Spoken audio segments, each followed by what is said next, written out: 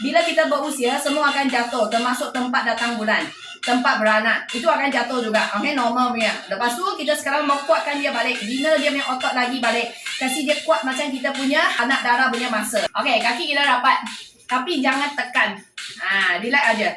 Okay, bengkok sikit lutut, angkat you punya punggung sini, ke depan, and then balik depan, balik. Itu je gerakan kita. Tak payah gerak besar-besar, daya-daya. Bahu sekali join, tak payah. Gerak-gerak macam ni, tak payah. Kita sikit je punggung ke depan. Ini masa baru you hembus, perut, paha, punggung pergi squeeze in.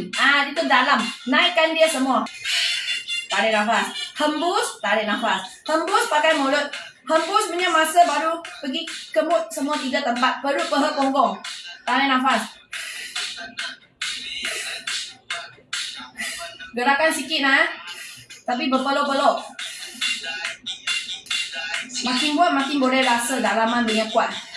Mula-mula you gerak saja. Okay, gerak dengan posisi, dengan pernafasan yang betul dulu. Baru you cuba kemut.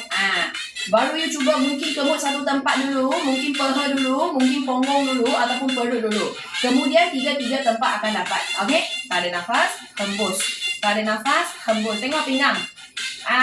Tak banyak gerak, tengok bahu, tak ada gerak, badan tegak. Tarik nafas, hembus.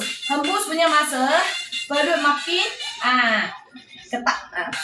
Paha pun sama, punggung pun sama. Tarik nafas. Kaki relax. Jangan tekan-tekan, gerak-gerak kiri kanan, tak mau. Ni kaki tak mau. Salah. Relax. Okay, hembus. Tarik nafas.